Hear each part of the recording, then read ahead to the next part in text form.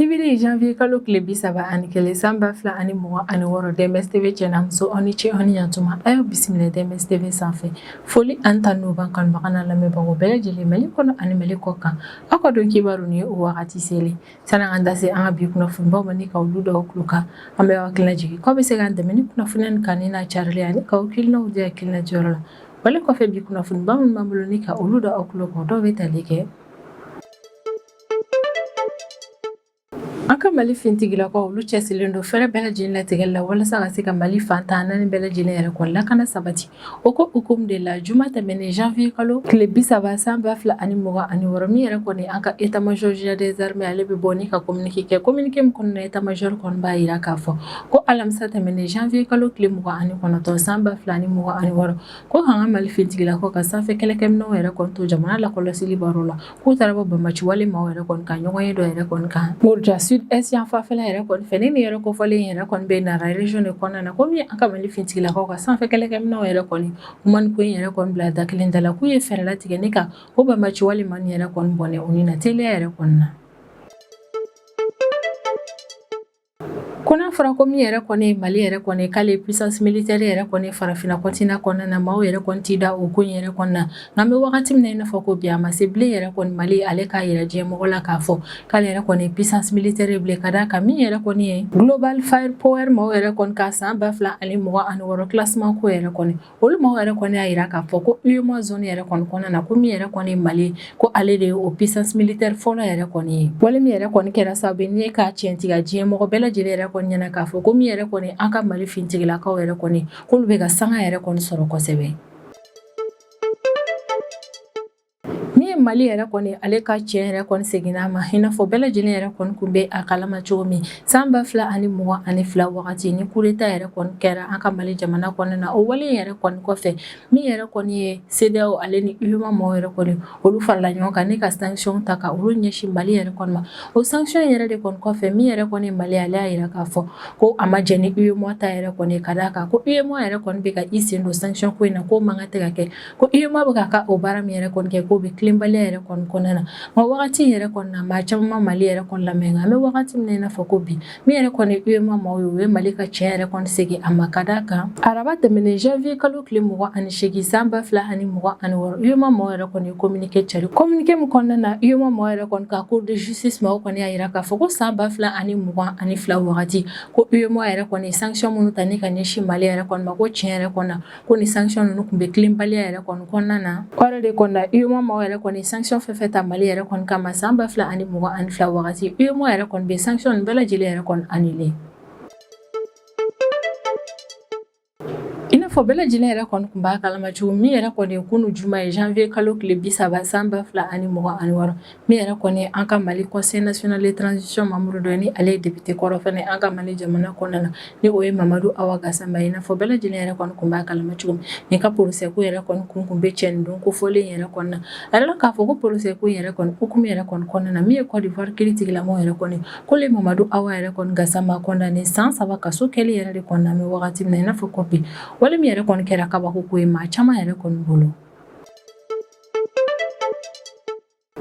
kunnafoniya tɛmɛlenw yɛrɛ kɔni na an kun ye laseli kɛ aw ma k'a fɔ ko min yɛrɛ kɔni marifa cimanw ye ale ni maramafɛn girimanw yɛrɛ kɔni mankan ye ko kun bɛ ka mɛn Niger yɛrɛ kɔni aéroport kɛrɛfɛla yɛrɛ kɔni ni o ye kɛrɛnkɛrɛnnenya la aéroport international Jori Amani yɛrɛ kɔni ni bɛ Niger faba la ni o ye Niamey yɛrɛ kɔni o wale yɛrɛ kɔni kɔfɛ alamisa tɛmɛnen janvier kalo tile 29 san 2026 min yɛrɛ kɔni Niger ka ministre d'État ye ale bɛ bɔ ni ka walawalali kɛ bɛɛ lajɛlen yɛrɛ kɔni ni marifa cimankan min yɛrɛ kɔni mɛnna Niger faba yɛrɛ kɔni ni o ye Niamey ni kunnafoniba de bɛ an bolo kɔrɔ bi an bɛna minnu walawala aw ye bidon kibaru kɔnɔna na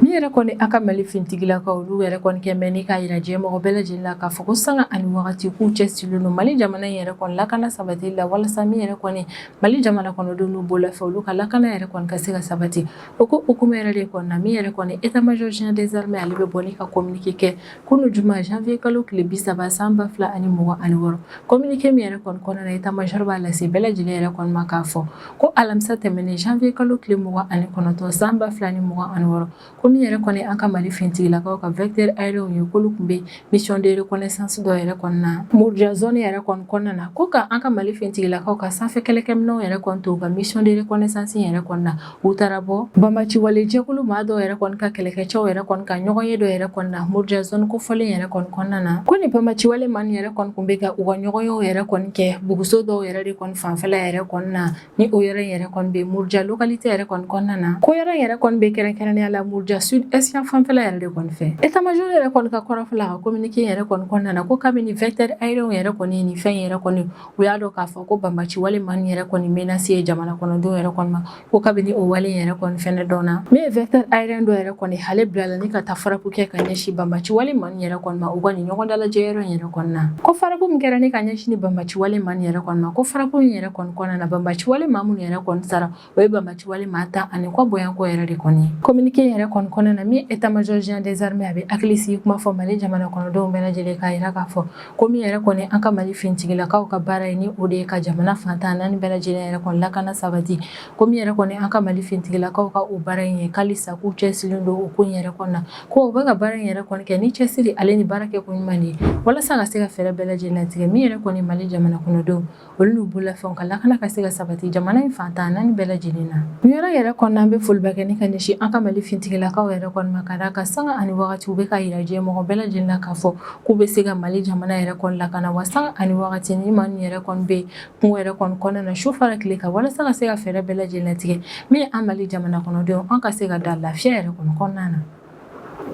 ko n'a fɔra ko min yɛrɛ kɔni Mali ye k'ale puissance militaire yɛrɛ kɔni ye farafinna continent yɛrɛ kɔni kɔnɔna na maa caman y'a yira k'a fɔ k'u tɛ da o kuma yɛrɛ kɔni na nka min yɛrɛ kɔni ye global firepower maaw yɛrɛ kɔni ka san 2026 classement yɛrɛ kɔni u nana tiɲɛ yɛrɛ kɔni segin Mali ma an bɛ wagati min na i n'a fɔ ko bi an bɛ wagati min na i n'a fɔ ko bi farafinna continent yɛrɛ kɔni kɔnɔna na min ye lakanako ta fanfɛla yɛrɛ kɔni Mali ɲɛtagaba yɛrɛ kɔni sɔrɔ o ko la global firepower maaw yɛrɛ kɔni ka san 2026 classement ko yɛrɛ kɔni na o y'a yira k'a fɔ ko min yɛrɛ kɔni ye Mali ye ko UEMOA zone yɛrɛ kɔni kɔnɔna na k'ale ye puissance militaire fɔlɔ ye wa an bɛ wagati min na i n'a fɔ ko bi ko puissance militaire ko fanfɛla yɛrɛ kɔni na Mali ale bɛ Côte d'Ivoire yɛrɛ kɔni ɲɛ Mali kɔni y'a tiɲɛtigiya bɛɛ lajɛlen k'a fɔ ko min yɛrɛ kɔni a ka fintigilakaw yɛrɛ kɔni k'olu bɛ ka sebaya yɛrɛ kɔni sɔrɔ an bɛ wagati min na i n'a fɔ ko bi a yɛrɛ k'a fɔ ko diɲɛ yɛrɛ kɔni kɔnɔna na min yɛrɛ kɔni ye jamanaw yɛrɛ kɔni ka lafasali fanga ko yɛrɛ kɔni classement ko ye ko min yɛrɛ kɔni global firepower maaw yɛrɛ kɔni k'olu ye référence ye u ka kumafɔlenw yɛrɛ kɔni ma a bɛ se ka da o la global firepower maaw yɛrɛ kɔni y'a yira k'a fɔ k'u ka san 2026 classement yɛrɛ kɔni kɔnɔna na ko min yɛrɛ kɔni ye Union économique et monétaire ouest africaine ni o UEMOA yɛrɛ kɔni k'o zone yɛrɛ kɔni kɔnɔna na min yɛrɛ kɔni ye Mali ale ye puissance militaire fɔlɔ yɛrɛ kɔni ni o kɛra sababu ye n'an kɔni ye Côte d'Ivoire de bɔ o jɔyɔrɔ la ni san caman kuntagala yɛrɛ kɔni kɔnɔna na min yɛrɛ kɔni ye Côte d'Ivoire ale de kun ye puissance militaire fɔlɔ yɛrɛ kɔni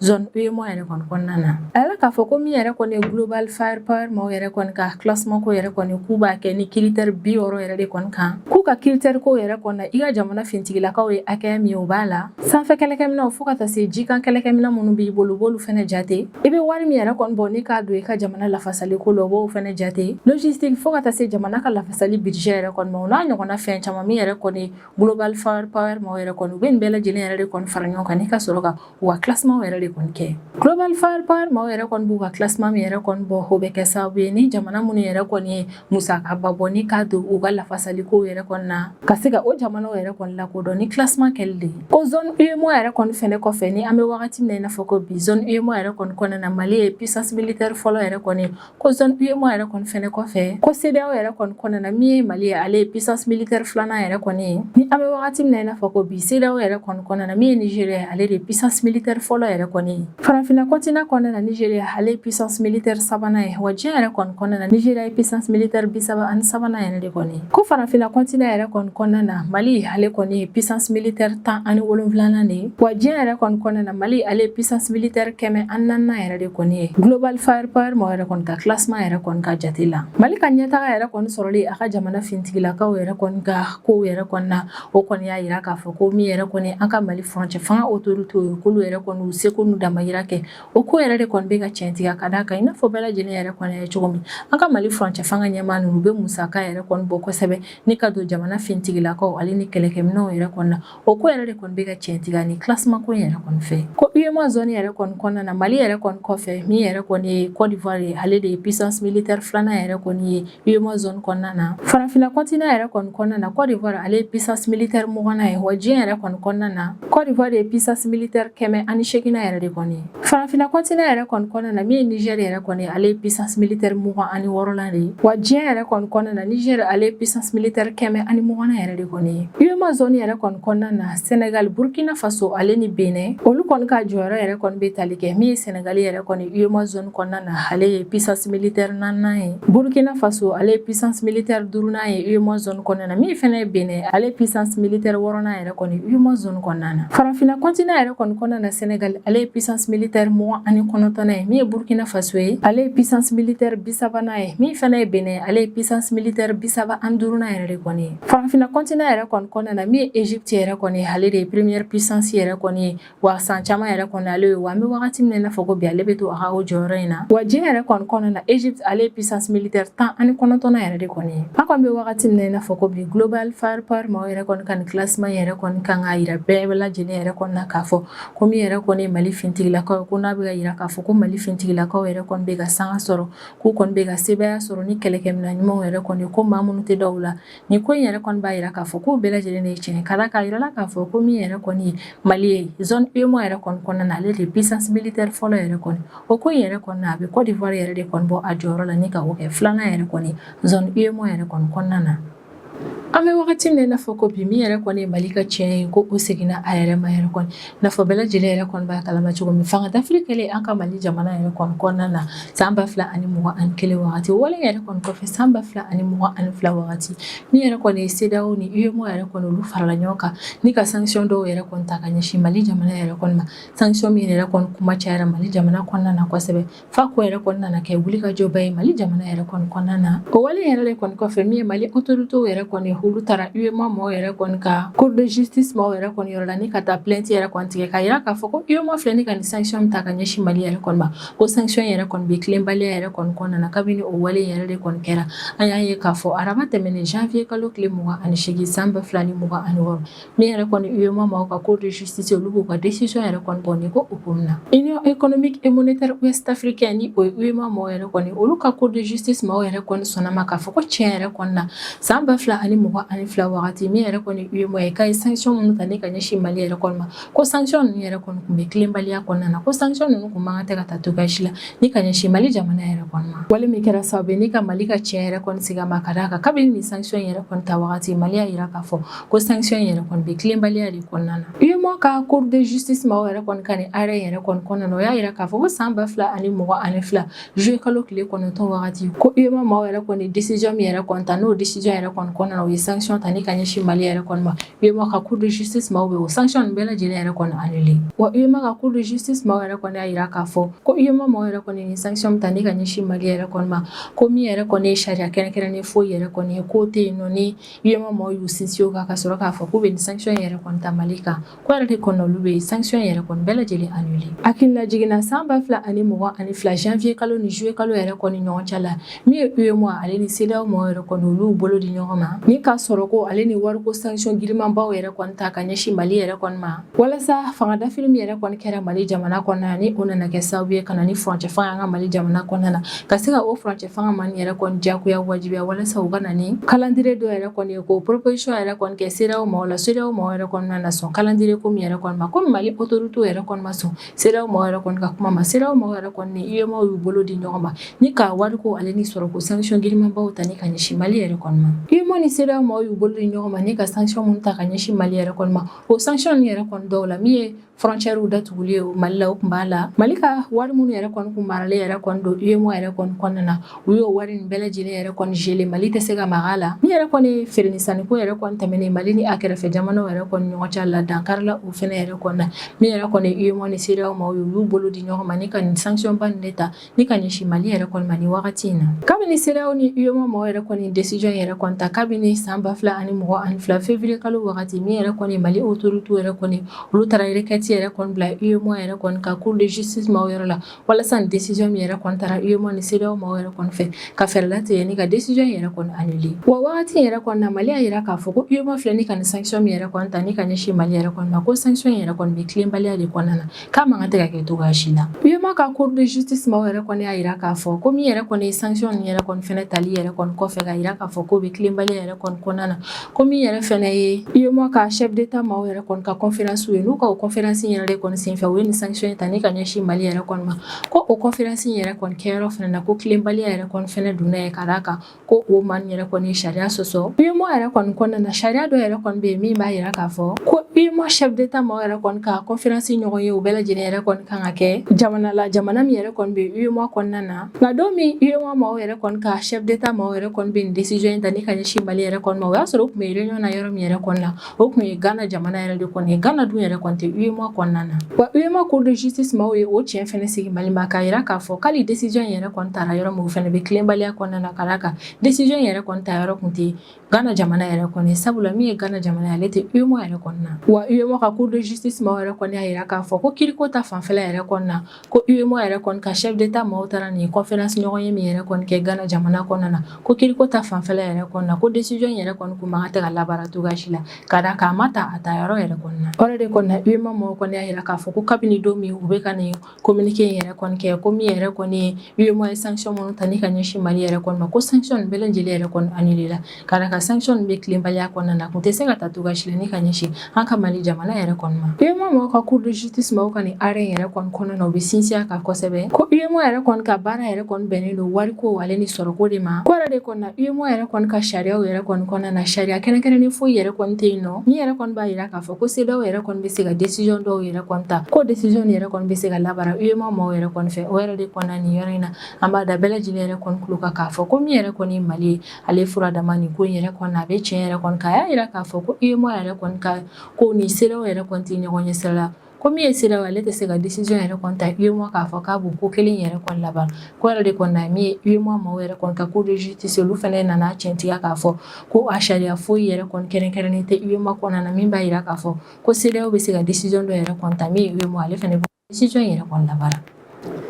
I n'a fɔ bɛɛ lajɛlen yɛrɛ kɔni b'a kalama cogo min kunun juma janvier kalo tile 30 san 2026 o yɛrɛ kɔni kun ye Mamadou Awa Gassama ka kiiritigɛko yɛrɛ kɔni ye Côte d'Ivoire jamana kɔnɔna na Mamadou Awa Gassama i n'a fɔ bɛɛ lajɛlen yɛrɛ kɔni b'ale dɔn cogo min ale kɔni ye an ka Mali conseil national de transition membre dɔ ye wa Mali député kɔrɔ dɔ yɛrɛ kɔni don a bɛ kalo caman yɛrɛ kɔni bɔ ni ma ko fɔli yɛrɛ kɔni minɛ bɛ Côte d'Ivoire autorité maaw yɛrɛ kɔni fɛ ka d'a kan k'a ye kuma dɔw yɛrɛ kɔni fɔ wagati tɛmɛnenw na ni ka ɲɛsin Côte d'Ivoire jamana ɲɛmaa ma ni o ye Alassane Dramane Ouattara kuma minnu yɛrɛ kɔni bɛ digi mɔgɔ yɛrɛ kɔni na o ko hukumu yɛrɛ de kɔni na jumadon ni ma ko fɔlen yɛrɛ kɔni ni peine min yɛrɛ kɔni ka kan min ye Côte d'Ivoire kiiritigilamaw y'u dasi o ko ninnu yɛrɛ kɔni ma an ka kunnafoniya tɛmɛnenw na a kun y'a lase aw ma ko min yɛrɛ kɔni ye Côte d'Ivoire yɛrɛ kɔni ka état yɛrɛ kɔni ka représentant yɛrɛ kɔni ko y'a yira k'a fɔ k'a bɛ fɛ min yɛrɛ kɔni Côte d'Ivoire kiiritigilamaw ye k'u ka Mamadou Awa Gassama kɔdane san 5 kaso kɛli yɛrɛ de kɔni na nka procès kun yɛrɛ kɔni hukumu na min ye Côte d'Ivoire kiiritigilamaw olu ye décision yɛrɛ kɔni ta ni ka Mamadou Awa Gassama kɔdane san 3 kaso kɛli la san 3 yɛrɛ kɔni kɔnɔna na ma ko fɔlen k'a tɛ se ka bɔ wa a tɛ se ka liberté provisoire yɛrɛ kɔni sɔrɔ ko fɛnɛ yɛrɛ kɔni kɔfɛ min ye Mamadou Awa Gassama ye k'ale bɛ CFA wari miliyɔn 5 yɛrɛ kɔni sara k'o kɛ amande yɛrɛ kɔni ni ka ɲɛsin Côte d'Ivoire kiiritigilamaw yɛrɛ kɔni ma procès yɛrɛ kɔni kɔfɛ min ye Mamadou Awa Gassama yɛrɛ kɔni ka avocat ye ni o ye maître Mamadou Ismaïl Konaté yɛrɛ kɔni ale bɛ bɔ ni k'a yira k'a fɔ ko Côte d'Ivoire autorité yɛrɛ kɔni ɲangili min ta ni ka ɲɛsin Mamadou Awa Gassama ma ko ɲangili yɛrɛ kɔni gɛlɛyara kosɛbɛ ka d'a kan ko kabini wagati tɛmɛnenw yɛrɛ kɔni na ko min ye Mamadou Awa Gassama ye k'ale kɔni sɔnn'a ma k'a fɔ ko a ye kuma min yɛrɛ kɔni fɔ ko kuma yɛrɛ kɔni tɛ kuma fɔta ye k'a y'a fɔ maa min yɛrɛ kɔni ma kuma tɛ ne k'a fɔ o maa yɛrɛ kɔni ma ni o ye Alassane Dramane Ouattara ko o wagati yɛrɛ kɔni na Mamadou Awa Gassama ye yafa deli yɛrɛ kɔni kɛ k'ale yɛrɛ kɔni bolo ni o bɛɛ yɛrɛ kɔni kɛra ko yɛrɛ kɔni na min ye peine yɛrɛ kɔni o kun kan ka o nɔgɔya yɛrɛ kɔni ko nka min yɛrɛ kɔni Côte d'Ivoire autorité ma peine yɛrɛ kɔni nɔgɔya u ye san 3 kaso kɛli yɛrɛ de kɔni di Mamadou Awa Gassama ma nka avocat in kɔni y'a yira k'a fɔ k'u tɛna ko in yɛrɛ kɔni dantata k'u bɛna fɛɛrɛ yɛrɛ kɔni latigɛ ni ka appel yɛrɛ kɔni kɛ nin kiiritigɛ ko in yɛrɛ kɔni na walasa fɛɛrɛ ka se ka latigɛ min yɛrɛ kɔni ni peine ye Côte d'Ivoire kiiritigilamaw yɛrɛ kɔni ka se ka dɔ b'o la an bɛ wagati min na i n'a fɔ ko bi ka d'a kan ko peine min yɛrɛ kɔni fɔra Côte d'Ivoire kiiritigilamaw yɛrɛ kɔni fɛ k'a bonyana olu ma kosɛbɛ. Sisan an bɛ tɛmɛ n'an ka jamana kɔfɛ kibaruyaw ye o kɔnɔna na an bɛ taa Niger jamana kɔnɔna na. An ka kunnafoniya tɛmɛlenw yɛrɛ kɔnɔna an kun y'a da u bɛɛ lajɛlen tulo kan k'a fɔ ko min yɛrɛ kɔni ye marifa cimanw ale ni maramafɛn girinmanw yɛrɛ kɔni cimanw ye k'u kun bɛ ka mɛn Niger Faba aéroport yɛrɛ kɔnɔna ni o ye aéroport international Diori Hamani yɛrɛ kɔnɔ o walen kɔfɛ an ye k'a fɔ alamisa tɛmɛnen janvier kalo tile 29 san 2026 min yɛrɛ kɔni ye Niger autorité ma olu bɔra ni ka walawalali yɛrɛ kɔni kɛ ka ɲɛsin ni marifa ciman ko in yɛrɛ kɔni ma u ka jamana kɔnɔna na. Niger ka lafasali ministre yɛrɛ kɔni ka kɔrɔfɔ la ka kuma nin yɛrɛ kɔnɔna na ko araba tɛmɛnen janvier kalo tile 28 su ni ka dugu jɛ alamisa la janvier kalo tile 29 san 2026 sufɛla 0 wagati yɛrɛ kɔnɔna na ko mercenaire jɛkulu dɔw yɛrɛ kɔni ni u kun cilen yɛrɛ de kɔni don k'u bila ka na baara yɛrɛ kɔnɔna na k'olu yɛrɛ kɔnɔna na a fɔ k'u bɛna binkani wale kɛ ni ka ɲɛsin Niger yɛrɛ kɔni ka base 101 na yɛrɛ kɔni ma Niamey localité yɛrɛ kɔnɔna na Niger autorité yɛrɛ kɔni ka kɔrɔfɔ la ko mercenaire groupe minnu yɛrɛ kɔni nana nin wale yɛrɛ kɔni kɛ k'u kun bɛ moto yɛrɛ kɔni kan ko wa ko maa ninnu bɛɛ lajɛlen ka moto faru yɛrɛ kɔni faga walasa ka se ka taa bali Niger fintigilakaw la k'a fɔ k'u b'u ka nin binkani wale in kɛ ni ka ɲɛsin fintigilaka ninnu ma wa u b'a perepere latigɛ k'a fɔ ko attaque in yɛrɛ kɔni kɛra miniti 30 kuntagala de kɔnɔna na communiqué yɛrɛ kɔni kɔnɔna na Niger autorité kɔni y'a yira k'a fɔ k'olu ka fintigilaka 4 de joginna ko wa min yɛrɛ kɔni ye minɛn caman ye ko tiɲɛni donna o la ni o ye kɛrɛnkɛrɛnnenya la ko marifaci min yɛrɛ kɔni kun bɛ ka tɛmɛ Niger ka fintigilakaw ni mercenaire min yɛrɛ kɔni ɲɔgɔn cɛ la k'o yɛrɛ kɔni kɛra sababu ye ni Niger yɛrɛ kɔni ka munition mara yɔrɔ dɔ yɛrɛ kɔni bɛ yen nɔ tasuma yɛrɛ kɔni mɛnɛna o la ni ka o yɔrɔ yɛrɛ kɔni jɛ ko fɛnɛ yɛrɛ kɔni tɛmɛlen kɔfɛ ko avion civil dɔw yɛrɛ kɔni fɛnɛ yɛrɛ kɔni kun jɔlen don ko tiɲɛni yɛrɛ kɔni donna o la ko mercenaire minnu nana ni attaque yɛrɛ kɔni kɛ min yɛrɛ kɔni Niger fintigilakaw olu ye jaabi gɛlɛnmanba min kɛ ni ka ɲɛsin o yɛrɛ kɔni ma o kɛra sababu ye ni maa yɛrɛ kɔni siran kojugu u ka boliw yɛrɛ kɔni kɔnɔna na u taara marifa ci ni ka ɲɛsin avion civil saba yɛrɛ kɔni kan avion civil minnu yɛrɛ kɔni kun jɔlen yɛrɛ kɔni kun don aéroport de kɔnɔna na ko o avion civil saba nin yɛrɛ kɔnɔna ko fila o ye Sky maaw yɛrɛ kɔni ta ye kelen o ye Air Côte d'Ivoire maaw yɛrɛ de kɔni ta ye ko Niger fintigilakaw ye jaabi min kɛ ni ka ɲɛsin mercenaire min yɛrɛ kɔni ma o ma chance foyi yɛrɛ kɔni to nin maa nin bolo k'a fɔ k'u ɲɛnama yɛrɛ kɔni bɛ bɔ ko in na ko attaque yɛrɛ kɔni kɔnɔna na min ye Niger fintigilakaw yɛrɛ kɔni olu sera ka bila ɲuman yɛrɛ kɔni sɔrɔ nin ko in na ka d'a kan k'u sera ka mercenaire 20 de faga mercenaire 11 bolo dara olu yɛrɛ kɔni kan ko maa 11 nin yɛrɛ kɔni na a caman joginen yɛrɛ kɔni don jogintogo jugu la fo ka taa se kɛlɛkɛminɛnw hale ni motow yɛrɛ kɔni ma ko Niger fintigilakaw yɛrɛ kɔni sera ka u bolo da ni fɛnba nin yɛrɛ de kɔni kan ni opération yɛrɛ kɔni senfɛ attaque yɛrɛ kɔni kɛra don min su o dugusajɛ min ye Niger jamana ɲɛmaa ye ni o ye Général Abdourahmane Tiani ale kɔni wulila ni ka t'i ɲɛ da yɔrɔ in yɛrɛ kɔni kan a nana ni ka foliba kɛ ka ɲɛsin a ka fintigilakaw yɛrɛ kɔni ma ka d'a kan ko attaque yɛrɛ kɔni kɔnɔna na u ka teliya u ka cɛsiralen don ka baara kɛ ko ɲuman wale de kɔni kɛra sababu ni tiɲɛni fanga yɛrɛ kɔni ma bonya kosɛbɛ Niger fanfɛla yɛrɛ kɔni na ni ne bɛ dan sigi an ka bidon kibaru la an b'an kanubaga n'a lamɛnbagaw bɛɛ lajɛlen fo Mali kɔnɔ ani Mali kɔ kan an bɛ hakilina jigin k'aw bɛ se k'an dɛmɛ ni kunnafoniya ni kanni na carili ani k'aw hakilinaw di hakilina diyɔrɔ la wale kɔfɛ an b'a fɔ ɲɛna ko aw k'an bɛn a ɲɔgɔnna wɛrɛ ma